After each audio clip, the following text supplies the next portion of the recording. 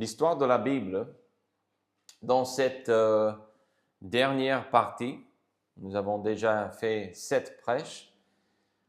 Ce que nous faisons à chaque fois, et nous avons 7 textes qui avancent l'histoire de la Bible. Et donc, on a fait 56 lectures au total, 8 semaines, 7 chapitres ou 7 lectures chaque semaine. Donc, on a ici Apocalypse 6, 13, 16, 17, 19, 20 et 21, et qui vont nous aider à comprendre la fin de l'histoire. On ne va pas voir chaque détail, on ne va pas suivre chaque idée au bout pour comprendre tout, mais on va voir aujourd'hui les grandes lignes de la fin de l'histoire. Nous arrivons au bout de cette série sur l'histoire de la Bible, et même si on n'a pas retenu tout, je pense que nous avons une meilleure idée des grandes lignes de la Bible.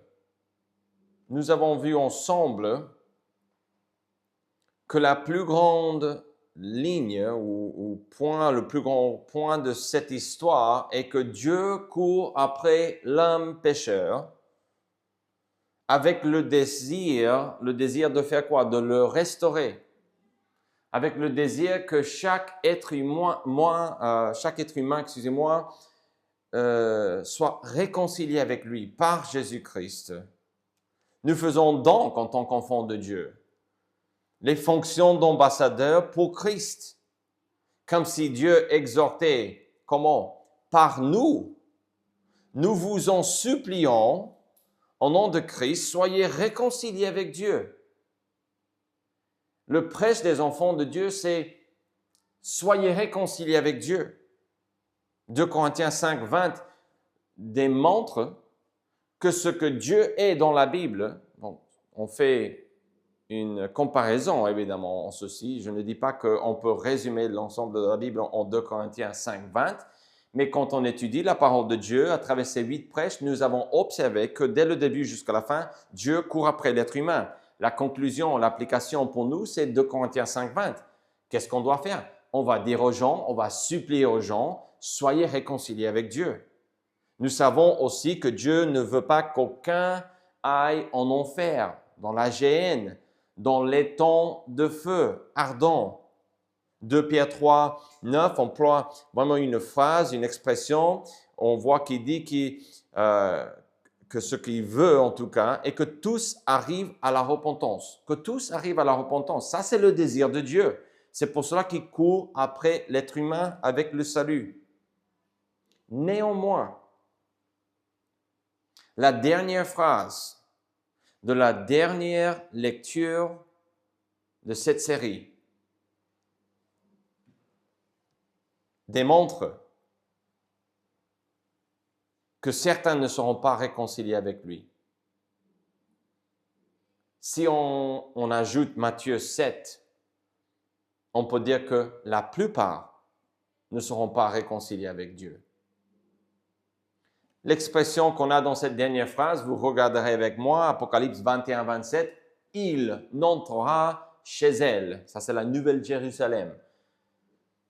Cette expression Nouvelle Jérusalem, c'est synonyme avec cette idée d'être réconcilié, d'avoir la vie éternelle, d'aller au ciel, d'être avec Dieu pour toujours. Donc, il n'entrera chez elle rien de souillé, ni personne qui se livre à l'abomination et au mensonge. Il n'entrera que ceux qui sont écrits dans le livre de vie de l'agneau.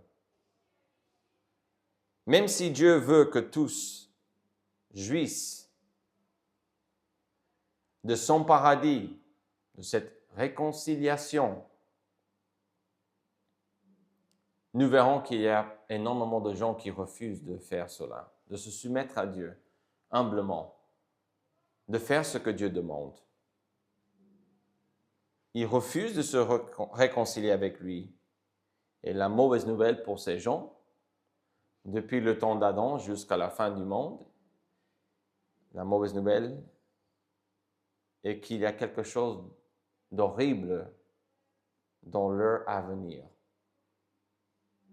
voici un résumé des 7 textes de cette semaine. En Apocalypse 6, on peut résumer en disant que le jour de la colère de Dieu viendra sur la terre par la main de Jésus, l'agneau.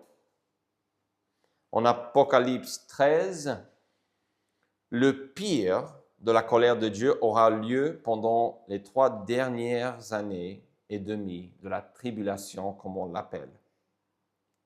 Apocalypse 16 parle du fait que le jour de la colère de Dieu sera contre ceux qui suivent le diable, ceux qui adorent la bête. Chapitre 17, pendant la tribulation, Dieu emploiera le diable, il va se servir du diable pour détruire Babylone.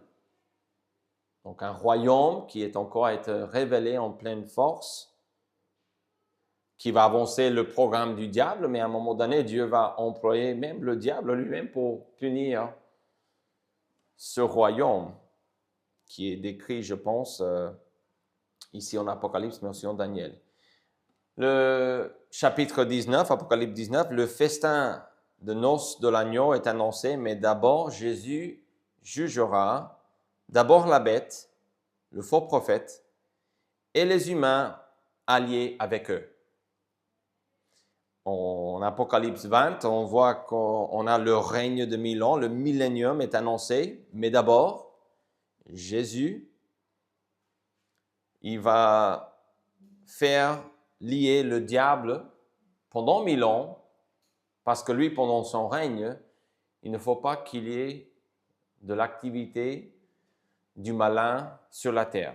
Il va enlever toute mauvaise influence de la terre. Apocalypse 21, après les 1000 ans, le diable sera relâché et il sera jugé.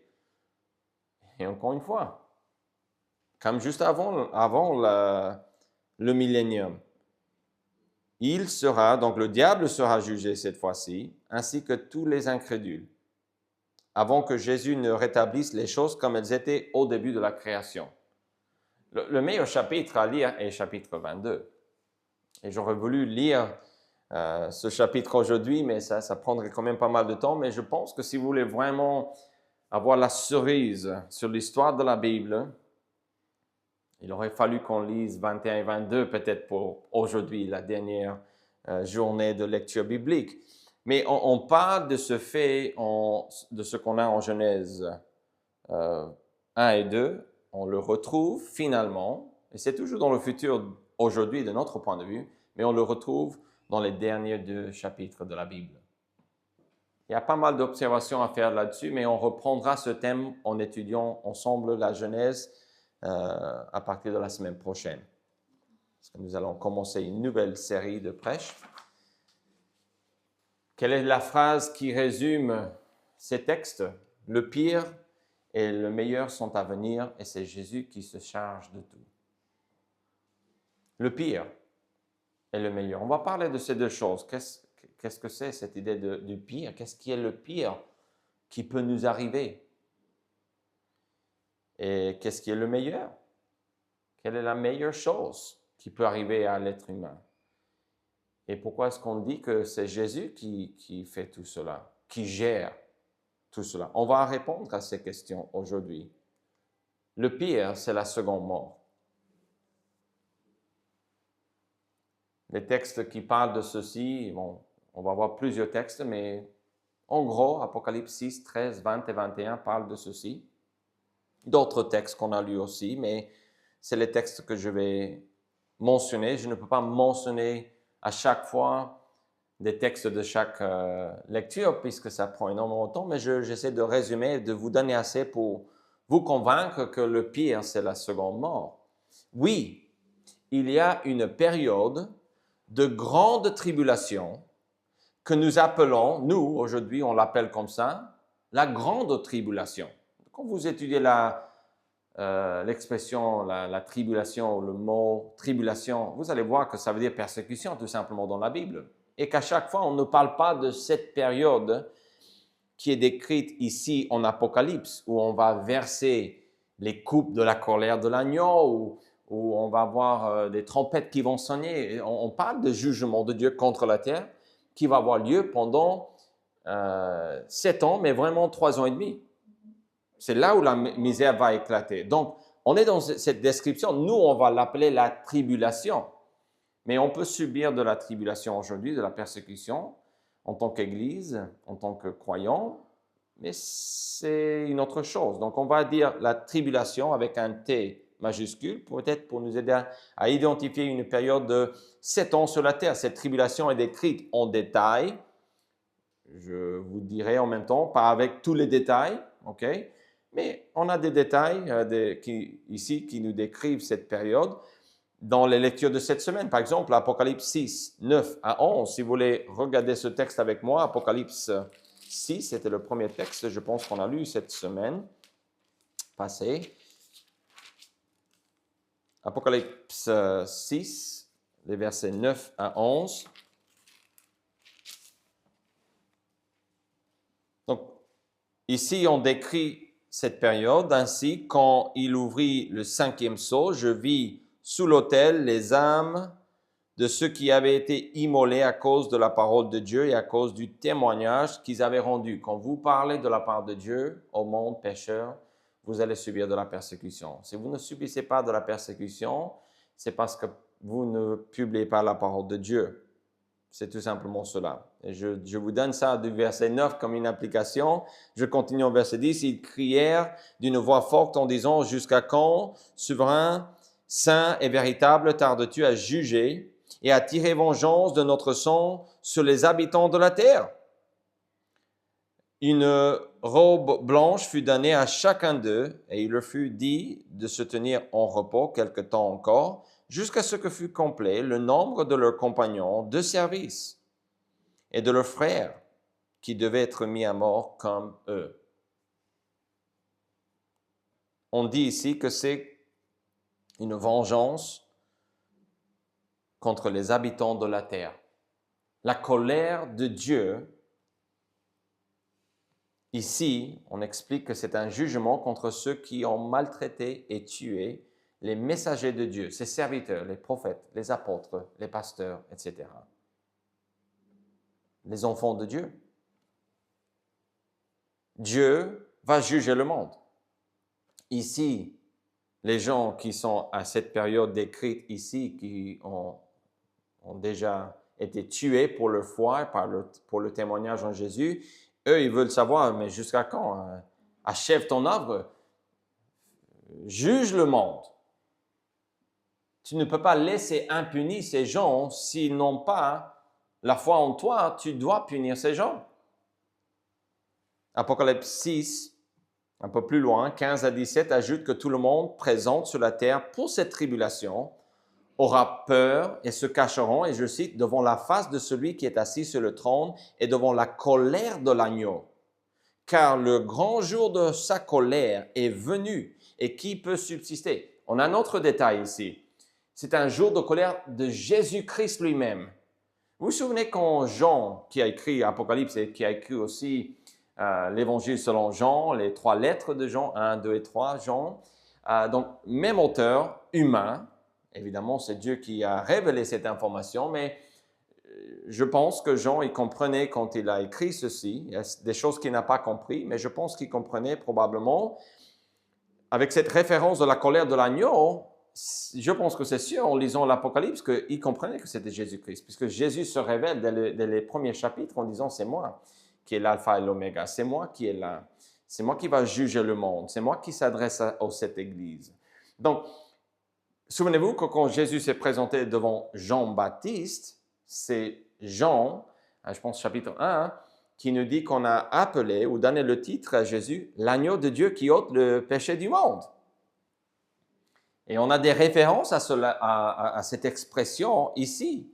Donc, la colère de l'agneau, la tribulation concerne les gens qui ont persécuté la famille de Dieu, oui, mais c'est une journée, un jour, au sens de 7 ans ou 3 ans et demi de colère qui vont être versés sur la terre, sur les hommes de la terre qui refusent de croire en lui, on va voir. Apocalypse 13, 8 précise que ce jugement est contre ceux, et je cite, dont le nom n'a pas été écrit dès la fondation du monde dans le livre de vie de l'agneau qui a été immolé. Donc, on voit déjà que si on n'est pas dans ce livre, qu'on décrit ici comme étant le livre de Jésus, mais le Jésus qui est mort, qui a été crucifié pour nous. Donc, on a déjà cette idée ici qu'on est en train de parler de cette idée du salut, même si dans cette expression ou ce verset que je viens de lire, cette idée du nom écrit dès la fondation du monde, dans le livre de la vie de l'agneau et tout ça, il faut voir un petit peu d'autres textes pour comprendre cela, je l'avoue. Mais avoir son nom écrit dans ce livre de vie de l'agneau qui a été immolé et d'être sauvé. On parle du sacrifice de Jésus-Christ ici parce que c'est ça l'essentiel. Ce qui divise l'humanité est ce que l'on croit à propos de Jésus-Christ. Toutes les religions de la terre, ce n'est pas compliqué. Quelqu'un me l'a expliqué il y a longtemps et je vous l'explique à nouveau. Ce que vous croyez et ce que vous faites de Jésus-Christ détermine le reste de votre existence sur la terre et votre éternité, soit dans la présence de Dieu, soit dans l'étang de feu ardent pour une éternité. C'est Jésus-Christ qui détermine cela. Et c'est pareil pour votre famille, c'est pareil pour vos voisins, c'est pareil pour votre pays. Ce qu'on fait avec Jésus a une importance qu'on ne peut pas vraiment exagérer. Sans entrer dans les détails de ce livre, je vous donne 2 explications pour ceci, pour dire que c'est lié au salut. Première chose, dans la Bible, il est clair que ceux qui refusent de croire en Jésus iront en enfer ou dans la géhenne ou au châtiment éternel, etc. Beaucoup de synonymes, où ils seront punis avec un feu qui ne s'éteint point. Jésus a parlé de cela. Vaut mieux entrer dans le royaume des cieux, vaut mieux se couper, s'arracher l'œil, se couper le bras, ou etc., que d'aller dans la géhenne, où le feu ne s'éteint point. Vaut mieux croire en Jésus-Christ. Ça, c'est ce que Jésus est en train de dire en Matthieu 10, 28 et Marc 9, 44. Jean 3, 36, vous connaissez ce verset, celui qui croit au Fils a la vie éternelle. Donc, la vie éternelle, vous dites, mais c'est pas marqué livre de l'agneau, c'est pas marqué châtiment éternel, là, tout de suite. Non, mais c'est la vie éternelle. Ça veut dire que vous n'allez pas aller dans le feu qui ne s'éteint point. Donc, tous ces châtiments qui sont décrits dans la Bible, ça se fout de croire que cela, c'est la vie éternelle dont Jésus parle dans ce texte. La vie éternelle est quelque chose qui est réservé à ceux et à celles qui ont la foi en Jésus-Christ. Uniquement pour eux. Le verset continue. Celui qui ne croit pas au Fils ne verra point la vie. Mais la colère de Dieu demeure sur lui. La colère de Dieu ne vient pas s'installer sur qui que ce soit. La colère de Dieu est sur tous les gens. C'est pas que si vous refusez à un moment donné, Dieu va venir installer sa colère. Donc, on ne parle pas de la colère ici comme la colère de la tribulation, même si c'est lié et c'est une application, une extension. On parle ici d'un point de vue spirituel pour dire que si vous refusez de croire en Jésus-Christ, pour vous, et je vais ajouter par ce qu'on a sur l'écran en ce moment, la seconde mort. C'est-à-dire quoi? La colère reste là. La colère n'est pas remplacée par la vie parce que vous n'avez pas eu de la repentance et de la foi en qui? En l'agneau, en Jésus-Christ lui-même. 2 Thessaloniciens 1, 6 à 10. Je veux vous lire ce texte puisque c'est vraiment utile de voir qu'à la fin du monde, quand Jésus revient, ici on va voir de quoi il parle. On va voir des images qui vont nous parler de cette idée du salut et de ce qui arrive à ceux qui refusent l'évangile ou le salut. Car il est de la justice de Dieu de rendre l'affliction à ceux qui vous affligent. Est-ce que vous vous souvenez qu'on a lu que les saints qui ont été tués, de là, sur le trône, sont en train de dire, jusqu'à quand? Quand est-ce que tu vas te venger de notre sang innocent versé sur la terre. Et Jésus répond, encore un peu de temps. Parce qu'il y a encore des gens qui vont souffrir comme vous, et puis je vais écraser, pulvériser les gens qui vous ont fait ça. Il y a beaucoup à dire, mais je vais tout simplement dire cela. Et on va reprendre ce thème dans le livre de la Genèse. Vous allez voir qu'il y a deux groupes dans le monde, la famille de Dieu et la famille du diable, tout simplement.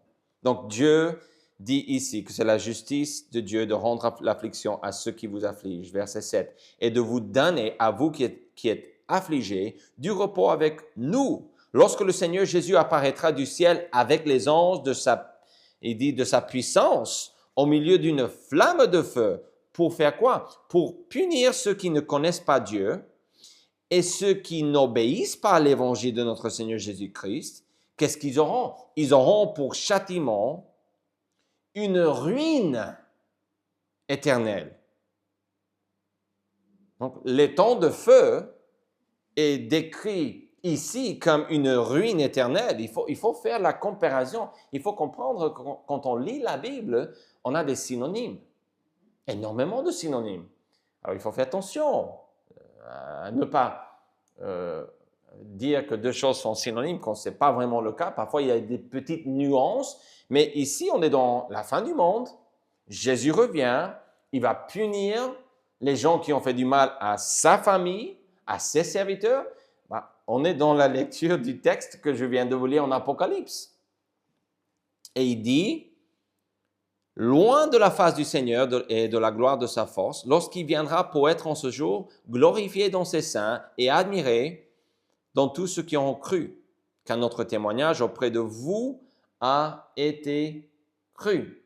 Donc, de quoi est-ce qu'il parle ici dans ce texte? Il parle du fait que ce qui distingue le monde, ce qui fait que vous n'allez pas finir dans une ruine éternelle, où on peut mettre le synonyme à sa place, on peut dire aussi les temps de feu ardent, okay? La géhenne, comme Jésus-Christ a parlé aussi en Matthieu, un autre texte, ce qui vous épargne de cette seconde mort, c'est la foi en l'évangile de Jésus-Christ. Il n'y a pas plus, il n'y a pas moins. Votre repentance et votre foi en ce message simple qui vous est offert gratuitement, ainsi qu'à vos familles, à votre pays, à vos amis, etc. Donc, ce texte résume parfaitement que le jour de la colère de Dieu est contre ceux qui refusent le pardon de Dieu le Fils, de Jésus-Christ, l'agneau. Donc, Jésus-Christ a raison de punir le monde. Il est justifié. Pourquoi? Parce qu'il a tout fait pour que l'homme n'ait pas besoin de passer par là.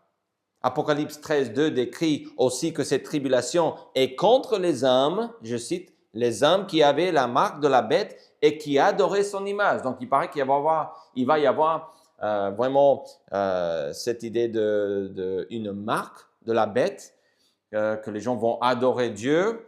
Donc, peu importe ce que cela veut dire, on comprend tout simplement qu'on est en train de dire il y a une famille du diable, il y a une famille de Dieu. Dieu va punir la famille du diable. Tous les gens dans la famille du diable vont souffrir. Et cela ne fait pas de plaisir à Dieu, c'est sa justice qui fait ainsi. Mais qu'est-ce que Dieu veut? Il ne veut pas qu'aucun périsse. Il ne veut pas. Mais pourquoi alors tout ce problème de tribulation et de sang et de ce fait que Dieu verse la colère de l'agneau sur la terre? Parce que Dieu, mon cher ami, vous a donné un libre arbitre. Vous devez choisir Jésus.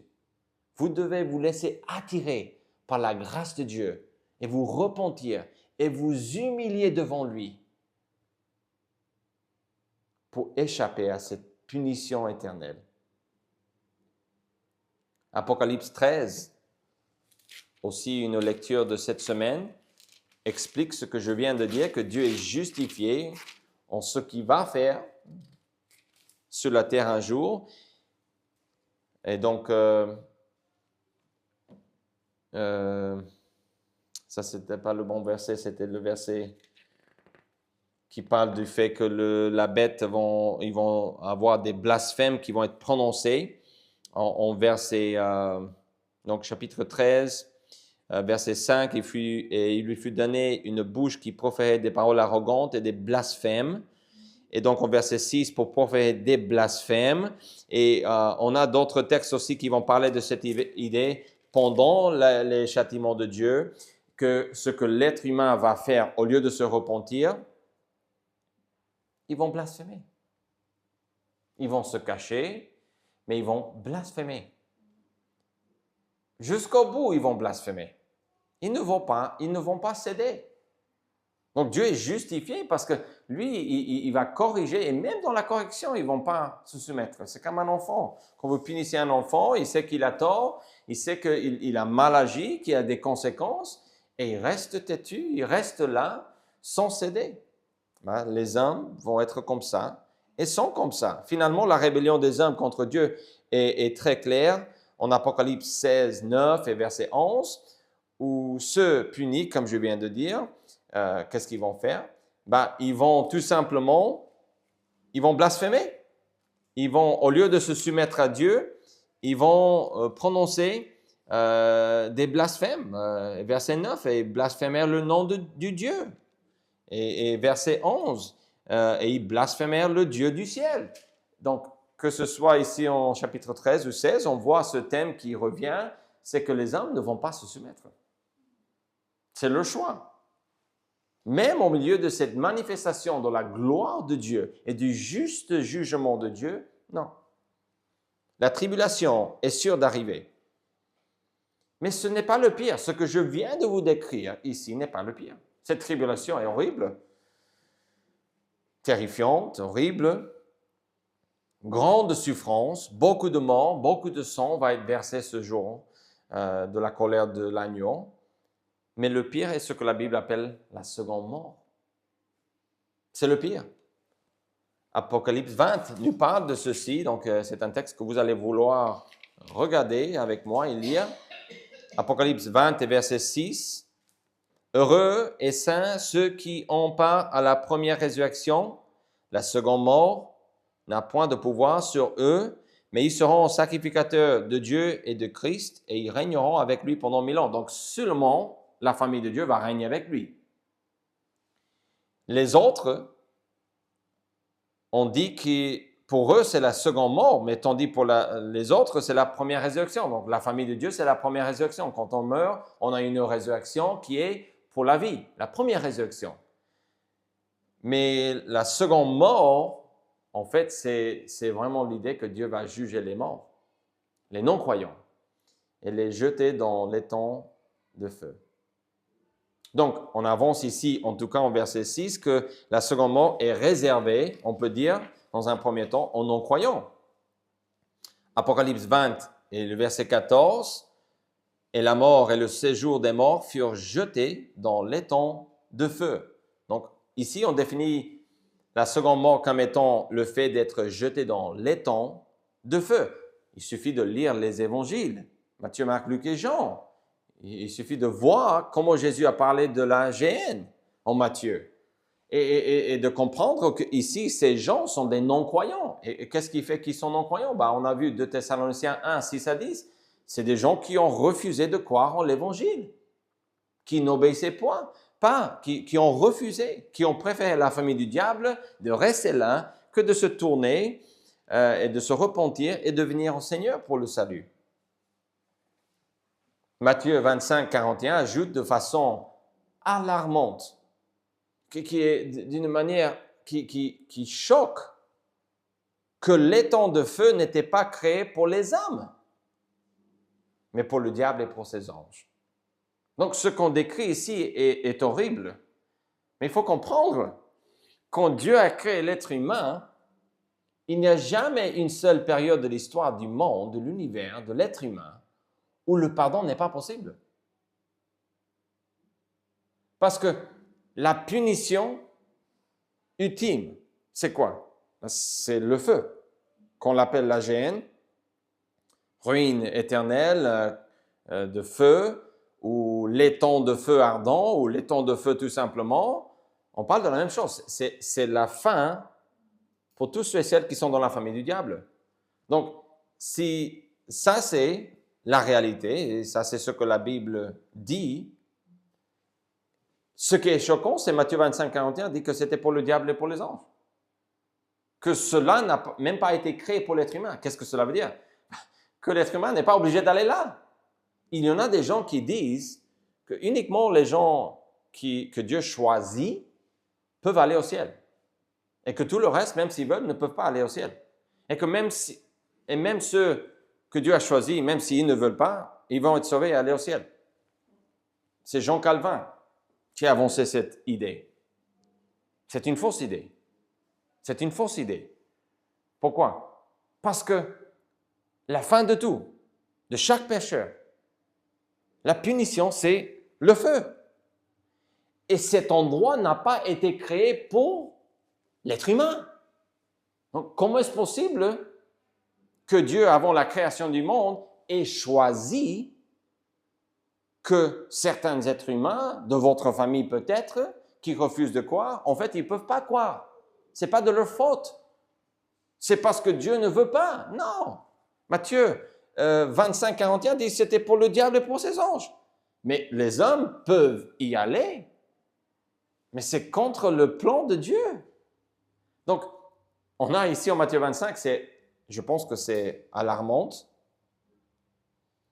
C'est de façon choquante. Mais on voit la grâce de Dieu. On voit l'espoir de l'Évangile qui éclate ici. Apocalypse 21, 6 à 8 dit ceci. Et il me dit, c'est fait. Je suis l'alpha et l'oméga, le commencement et la fin. À celui qui a soif, je donnerai de la source de l'eau, de la vie gratuitement. Celui qui vaincra héritera ces choses. Je serai son Dieu et il sera mon fils. Vous vous souvenez qu'un thème qui revient dès la Genèse et qu'on a tracé tout au long de l'histoire de la Bible est cette idée que Dieu voulait être son Dieu et avoir comme fils et fille tous les habitants de la terre.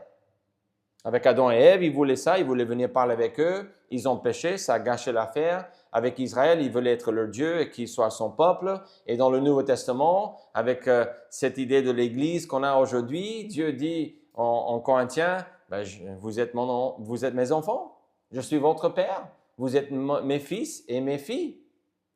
Verset 8 dit, mais pour les lâches, les incrédules, les abominables, les meurtriers, les impudiques, les enchanteurs, les idolâtres et tous les menteurs, leur part. Ce n'était pas leur destin, ce n'était pas ce qui était prévu, mais leur part sera dans les temps ardents de feu et de soufre, ce qui est la seconde mort. Ces versets expliquent qu'il y a deux destins éternels, ou deux endroits, je devrais plutôt dire, éternels, la présence de Dieu et les temps ardents de feu. Mes chers amis, Dieu veut le salut de votre famille. Le pire, c'est la seconde mort. Ça veut dire quoi? C'est de mourir sans Jésus-Christ. C'est de mourir en refusant l'évangile de Jésus-Christ, la bonne nouvelle de Jésus-Christ. Je pense que c'est pourquoi Jésus a exhorté ses disciples en Matthieu 10, 28. Il a dit, ne craignez pas ceux qui tuent le corps et qui ne peuvent, il dit, tuer l'âme. Craignez plutôt celui qui peut faire périr l'âme et le corps dans la géhenne. C'est qui? C'est Dieu. Donc, je vous ai parlé un petit peu dans les textes que nous avons lus, parce que ces textes en parlent. Je vous ai parlé de la tribulation. Mais ce n'est pas le pire. Pourquoi? Parce que pendant la tribulation, on va dire, dans un sens, la seule chose qui arrive, c'est que les gens vont mourir physiquement. Le pire, c'est ce qui arrive après. Le pire, c'est de mourir sans Jésus. Et ça, c'est ce qu'il dit. Il faut plutôt craindre celui qui peut non seulement vous enlever la vie physique, mais qui fait que vous n'êtes pas sauvé spirituellement et que vous avez la deuxième mort, qui est la mort spirituelle. Et ça veut dire que vous allez en enfer, dans la géhenne, dans l'étang de feu. La mort physique qui a lieu maintenant et qui aura lieu évidemment pendant la tribulation, on le voit sur les pages de l'Apocalypse, ces choses ne sont pas le pire qui peut arriver. Le pire est de rester mort spirituellement, tandis que Jésus vous offre le pardon, la vie. Il vous offre une ligne dans le livre de l'agneau de vie. Il nous offre cela. Les paroles d'avertissement de Jésus en Marc 2, 10 sont pertinentes. Il a dit aux hommes ceci: or, afin que vous sachiez que le Fils de l'homme a le pouvoir sur la terre, a sur la terre le pouvoir de pardonner les péchés. Donc, oui, la mort physique est grave, mais uniquement dans le cas de ne pas avoir reçu le pardon des péchés par Jésus-Christ pendant votre vie terrestre. Point. Donc, oui, la tribulation aura lieu pendant 7 ans. La dernière partie, ces 3 ans et demi, sont vraiment le pire du point de vue humain, sur la terre en tout cas. Mais le pire n'est pas ce que nous pouvons souffrir physiquement sur la terre, mais ce que nous allons, si nous refusons Jésus-Christ, souffrir dans l'enfer. En enfer. Le pire est de rejeter l'agneau de Dieu qui ôte les péchés du monde. Dieu a un livre où sont écrits tous les noms de ceux qui ont accepté le sacrifice de Dieu le Fils, Jésus, l'agneau. Mon ami, êtes-vous inscrit dans ce livre? Êtes-vous inscrit dans ce livre? Est-ce que votre nom apparaît sur les pages de ce livre? J'espère que oui.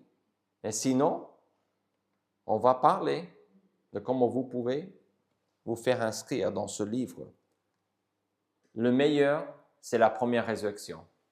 Et là, je ne fais que prendre le texte de Apocalypse 20 qu'on va lire dans un instant, mais on pourrait ajouter un synonyme, le meilleur, c'est la vie éternelle. C'est d'être inscrit dans le livre de vie de l'agneau, etc. C'est de boire de l'eau que Jésus offre gratuitement à tout le monde. Vous pouvez changer les synonymes pour vous aider à comprendre énormément de textes, mais ça, c'est le meilleur qui peut arriver, c'est ça. Le pire, on a déjà vu, mais Apocalypse 20, 5 à 6, on trouve que la Bible dit « Les autres morts ne reviendront point à la vie jusqu'à ce que les 1000 ans fussent accomplis. » Et j'insère, ce qu'il est en train de dire, c'est tous ces gens morts-là, c'est les non-croyants. Parce que les seuls qui vont être amenés à la mort en Apocalypse 20, dans ce contexte, c'est les gens qui vont régner avec lui. Écoutez ce qu'il dit. Donc, les autres morts ne reviendront point à la vie jusqu'à ce que les 1000 ans fussent accomplis. C'est la première résurrection. Donc, ça veut dire que les morts ne vont pas ressusciter parce que c'est réservé aux croyants qui vont participer à la première résurrection. Heureux et saints ceux qui ont part à la première résurrection. La seconde mort n'a point de pouvoir sur eux. Donc, le second mort, c'est l'enfer. Okay? C'est de rejeter l'évangile. On a déjà mis ça au clair. Mais ils seront sacrificateurs de Dieu et de Christ et ils régneront avec lui pendant 1000 ans. C'est la première résurrection qui est décrite ici. Et je vais encore ajouter que les autres morts ne reviendront point à la vie. Pourquoi? C'est pour après les 1000 ans, puisque c'est le grand tremblant.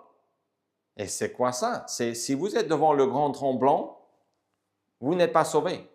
Parce que ces gens-là, tous présents devant le grand tremblant, vont être jetés dans les temps de feu. Tous, sans exception. Donc, cette première résurrection a lieu ici, avant le royaume de Dieu, parce que tous les gens morts en Christ, tous les gens qui étaient croyants en Jésus-Christ, je pense, vont régner avec lui sur la terre.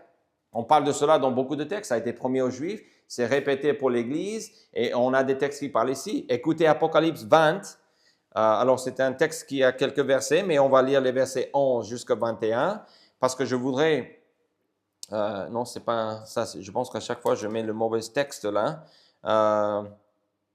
Je pense que c'était un autre texte que j'étais en train de penser, décrit que le contexte de cette idée de la première résurrection. Donc, on parle de la première résurrection. Donc, je dois reprendre Apocalypse 20, excusez-moi, 5. 5 à 6.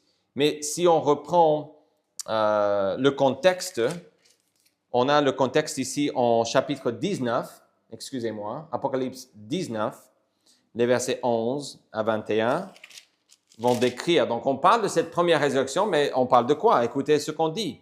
Puis je vis le ciel ouvert, et voici parut un cheval blanc. Celui qui le montait s'appelle fidèle et véritable. On parle de Jésus. Je reprends. Et il juge et combat avec justice. Ses yeux étaient comme une flamme de feu. Sur sa tête étaient plusieurs diadèmes. Il avait un nom écrit que personne ne connaît, si ce n'est lui-même. Et il était revêtu d'un vêtement teint de sang. Son nom est la parole de Dieu, Jésus, Jean 1, le décrit ainsi. Les armées qui sont dans le ciel le suivaient sur des chevaux blancs revêtus d'un fin lin blanc pur. De sa bouche sortait une épée aiguë pour frapper les nations. Il les pètera avec une verge de fer et il foulera la cuve du vin de l'ardente colère du Dieu Tout-Puissant. Il avait sur son vêtement et sur sa cuisse un nom écrit, Roi des rois et Seigneur des seigneurs. Et je vis un ange qui se tenait dans le soleil, et il criait d'une voix forte, disant à tous les oiseaux qui volaient par le milieu du ciel, venez, rassemblez-vous pour le grand festin de Dieu, afin de manger la chair des rois, la chair des chefs militaires, la chair des puissants, la chair des chevaux et de ceux qui les montent, la chair de tous, libres et esclaves, petits et grands. Verset 19. Et je vis la bête et les rois de la terre et leurs armées rassemblées pour faire la guerre à celui qui était assis sur le cheval et à son armée. Et la bête fut prise, et avec elle le faux prophète, qui avait fait devant elle les prodiges par lesquels il avait séduit ceux qui avaient pris la marque de la bête et adoré son image. Ils furent tous les deux, excusez-moi, jetés vivants dans les temps ardents de feu et de soufre. Et les autres furent tués par l'épée qui sortait de la bouche de celui qui était assis sur le cheval, et tous les oiseaux se rassasièrent de leur chair. Donc le contexte ici, quand on lit que les autres morts ne reviennent point à la vie, on parle de ces gens-là. La bête et le faux prophète, ça fait partie de la fausse trinité avec le dragon qui est le diable lui-même. Donc la bête et le faux prophète vont être jetés dans les temps de feu et tous les autres vont être tués. Donc ça veut dire qu'il ne reste plus personne sur la terre que les croyants, puisque le diable, lui, donc juste après cette lecture, en chapitre 20, on a du ciel un ange qui avait la clé de l'abîme et une grande chaîne dans sa main.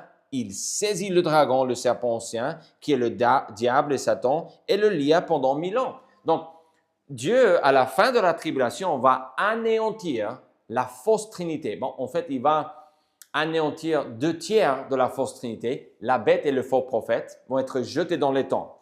Les autres vont être tués, mais pas encore jetés dans les temps de feu. Donc, tous les rebelles.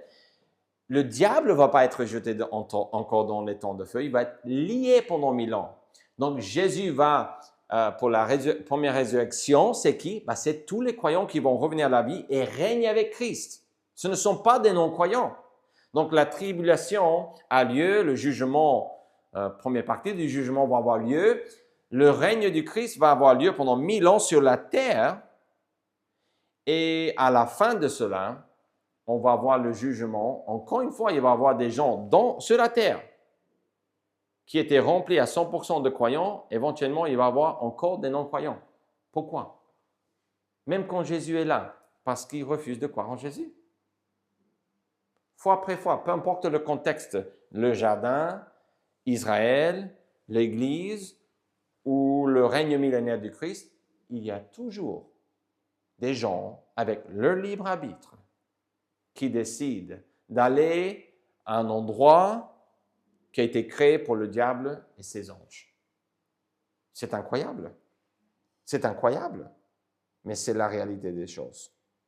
Donc, ce contexte est vraiment là. On sait qu'on parle ici des non-croyants qui ne vont pas revenir à la mort, mais uniquement des croyants qui vont régner sur la terre avec Jésus-Christ. En Apocalypse 21, 20, 1 à 3, on voit que le diable, ensuite, est, comme je vous ai dit, enchaîné, et lui, il va être là pendant que Jésus va régner. Apocalypse 20 nous parle aussi de cette idée que les gens qui n'ont pas adoré la bête vont revenir à la vie. Et on les décrit comme des sacrificateurs de Dieu et de Christ qui vont régner avec lui pendant 1000 ans sur la terre. Sur la terre et 1000 ans et régner avec Jésus sont les 3 éléments du millénium qu'on est sûr qu'ils vont avoir lieu. On n'a pas tous les détails, mais c'est sur la terre, c'est pendant 1000 ans et c'est cette idée de régner avec Christ qui est réalisée ici dans ce texte de Apocalypse 20. Écoutez Apocalypse 5, 9 à 10. « Et il chantait un cantique nouveau en disant, « Tu es digne de prendre le livre. » On parle de Jésus-Christ. « Tu es digne, Jésus, de prendre le livre et d'en ouvrir les sceaux, car tu as été immolé et tu as racheté pour Dieu par ton sang des âmes de toute tribu, de toute langue et de tout peuple et de toute nation. » Donc, c'est clair que c'est Jésus-Christ jusque-là. Verset 10. « Tu as fait d'eux. » Qu'est-ce que tu as fait d'eux? Tu les as rachetés, tu les as sauvés. Et alors quoi? Ils sont devenus quoi? Verset 10. « Tu as fait d'eux un royaume et des sacrificateurs pour notre Dieu. Et ils régneront sur la terre. » Ça, c'est chapitre 5.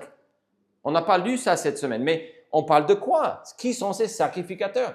C'est clair que c'est tous les gens qui ont cru en Jésus-Christ, qui ont accepté son sacrifice. Et Dieu a fait d'eux un royaume et des sacrificateurs pour notre Dieu. Et ils vont régner, écoutez ce qu'il dit, sur la terre. On parle de quoi? On parle du millénium. On parle de ce fait que le millénium, ce n'est pas uniquement les gens qui sont morts pendant la période de tribulation, la grande tribulation, qui vont être ressuscités.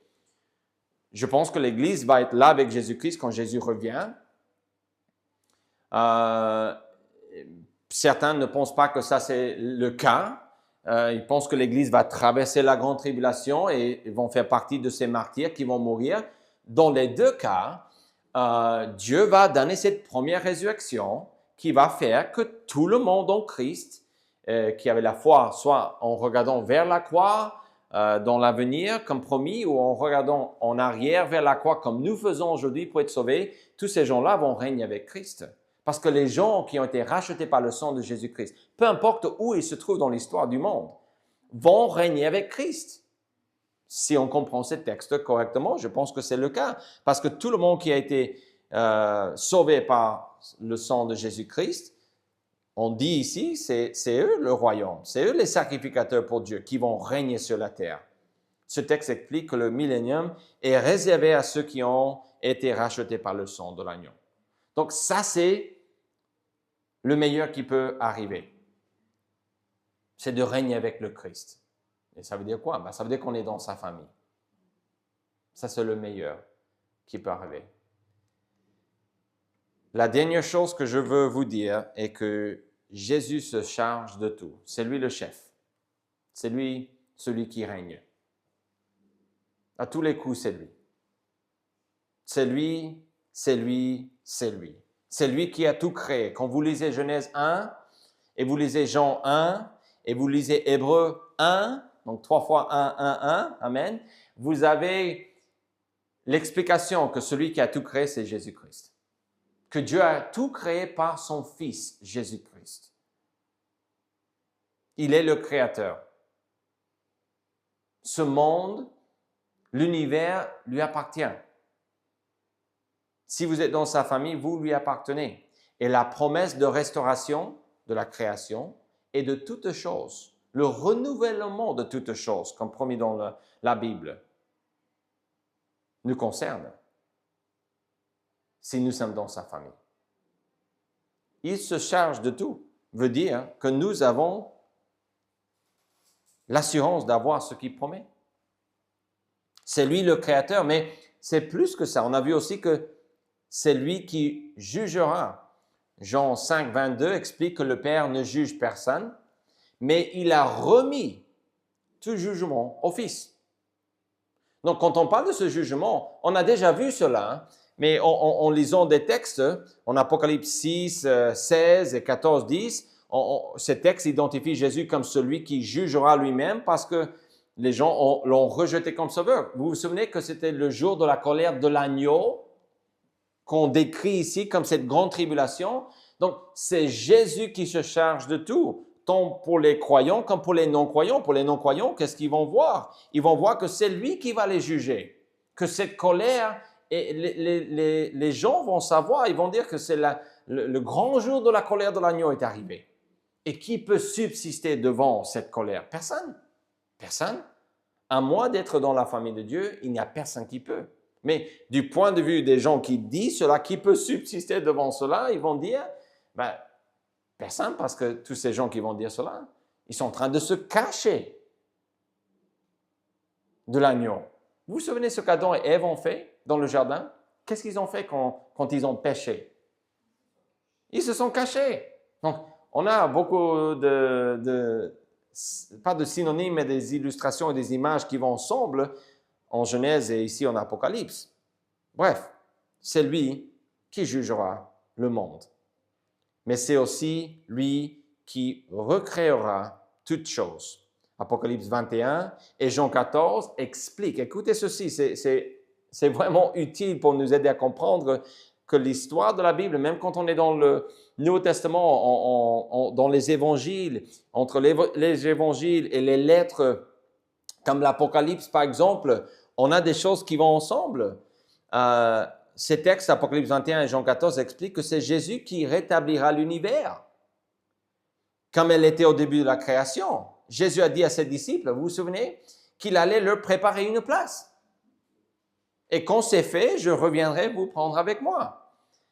Et je pense qu'il fait référence au ciel, au paradis, à la vie éternelle, dans ce sens-là. Mais je pense que Dieu va venir enlever l'Église avant la tribulation. Je pense que ça, c'est, en tout cas, les textes que j'étudie semblent aller plus dans ce sens que le contraire. Mais je peux me tromper, mais je pense que c'est cela. Mais en Jean 14, il dit, je vais vous préparer une place. Et quand je reviendrai, vous allez venir, vous allez être avec moi. Et en Apocalypse, qu'est-ce qu'on voit? En Apocalypse 21, on voit qu'il y a un endroit. Quand Dieu parle de renouveler les choses, il y a un endroit qui descend. Vous vous souvenez? On l'appelle la Nouvelle Jérusalem.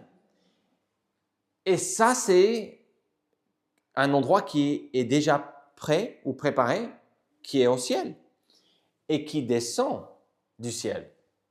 Donc, Jésus parle en Jean 14, mais je suis en train, ou je vais aller préparer une place. Et vous allez vivre dans cette place avec moi, dans cet endroit avec moi. Donc, on voit ici que Jésus est en train de parler que c'est lui qui va refaire toutes choses. Que c'est lui qui nous donne la vie, qui nous prépare une maison au ciel, qui va un jour descendre du ciel. Intéressant.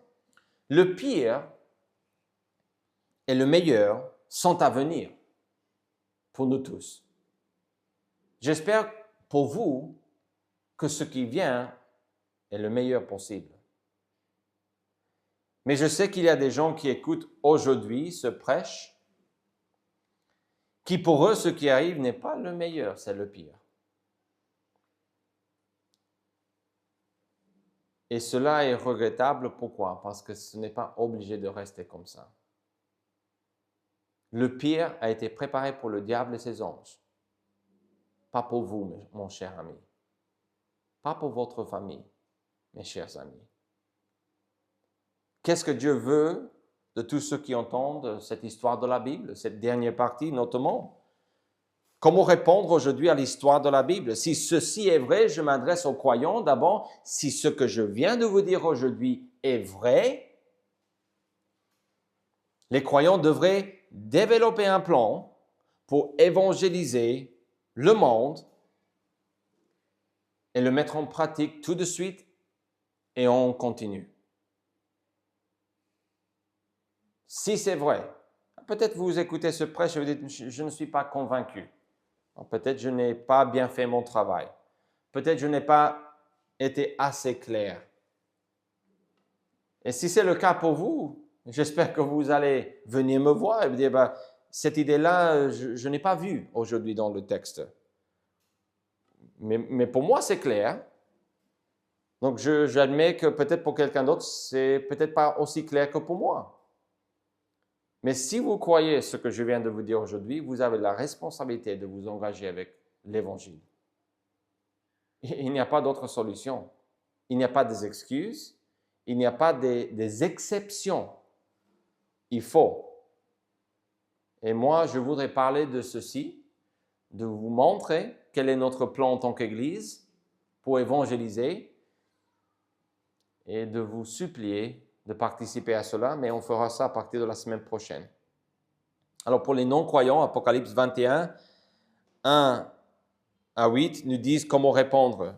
Quand vous lisez le dernier chapitre de cette série, Apocalypse 21, uniquement 8 versets, on va lire en ce moment, vous allez voir qu'on change de temps dans les verbes. On change dans ce point de vue de parler de cet événement. Et puis tout d'un coup, dans le texte, à la fin, Dieu s'adresse à nous aujourd'hui. Il change et il s'adresse à nous. Écoutez ce qu'il nous dit. Puis je vis un nouveau ciel et une nouvelle terre, car le premier ciel et la première terre avaient disparu et la mer n'était plus. Et moi, Jean, je vis descendre du ciel d'auprès de Dieu la ville sainte, la nouvelle Jérusalem, préparée comme une épouse qui s'est préparée par son époux. Et j'entendis du ciel une forte voix qui disait, « Voici le tabernacle de Dieu avec les hommes. Il habitera avec eux, et ils seront son peuple, et Dieu lui-même sera avec eux, et sera leur Dieu. Il essuiera toutes larmes de leurs yeux, et la mort ne sera plus. Et il n'y aura plus ni deuil, ni cri, ni douleur, car les premières choses ont disparu. » Et celui qui était assis sur le trône dit, « Voici, je fais toutes choses nouvelles. » Et il dit, « Écris, car ces paroles sont certaines et véritables. » Et il me dit, « C'est fait. Je suis l'alpha et l'oméga, le commencement et la fin. Et voici le changement. Voici le changement. À celui qui a soif, je donnerai de la source de l'eau de la vie. » Comment? Gratuitement. Celui qui vaincra héritera ces choses. Je serai son Dieu et il sera mon fils. Mais pour les lâches, les incrédules, les abominables, les meurtriers, les impudiques, les enchanteurs, les idolâtres et tous les menteurs, leur part sera dans l'étang ardent de feu et de soufre, ce qui est la seconde mort. Dieu s'adresse à vous et à moi aujourd'hui et il nous dit qu'il veut qu'on croie en lui. Si vous n'êtes pas un enfant de Dieu dans sa famille, c'est la repentance et la foi en Jésus qu'il vous annonce aujourd'hui. En Jésus l'agneau qui a été immolé pour vous. Il faut croire en lui avant que ce soit trop tard. Je répète ce que la Bible dit à celui qui a soif. Jésus dit, « Je donnerai. » Donc, il change. Le texte change entre vraiment de nous dire ce qui va avoir lieu dans le futur. Ici, Jésus revient à l'alpha et l'oméga. Il dit, « Hé, vous qui entendez ce prêche, vous qui lisez ce que j'ai mis en Apocalypse, si vous avez soif, parce que vous n'avez jamais bu de la source de salut qui est Jésus-Christ, l'agneau, vous pouvez aujourd'hui venir à cette source d'eau et de vie et trouver le pardon en Jésus-Christ. Ça, c'est la dernière chose qu'on voit dans cette histoire de la Bible, à celui qui a soif. Parce que je veux être votre Dieu et je voudrais aussi que vous fassiez partie de ma famille. L'histoire de la Bible se résume en 2 phrases. 2 phrases qui viennent de la bouche du Seigneur Jésus-Christ lui-même. Repentez-vous et croyez à la bonne nouvelle.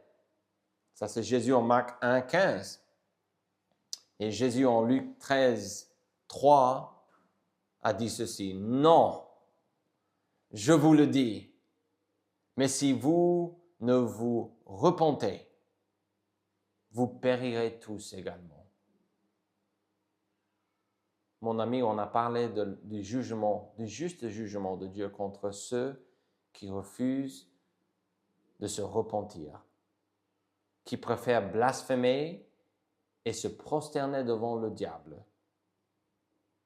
Mon ami, voudriez-vous vous repentir et croire en Jésus-Christ?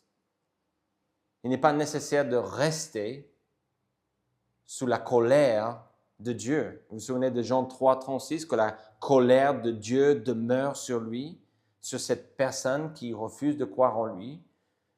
Pourquoi est-ce que je peux être sauvé? Parce que Jésus est mort pour vous. Vous devez vous humilier et croire en son sacrifice. Alors peut-être vous me dites en écoutant ces versets, ce prêche, comment le recevoir? Comment faire pour recevoir le Seigneur Jésus-Christ? Comment passer de la mort à la vie? Comment croire en la bonne nouvelle? Comment échapper à ce jugement qui vient après ma mort physique? Vous reconnaissez que vous avez besoin de lui. Ça commence là. Ça, c'est la repentance. Vous croyez qu'il est mort et ressuscité pour vous. Et vous lui demandez l'eau de la vie. Vous lui demandez de vous sauver.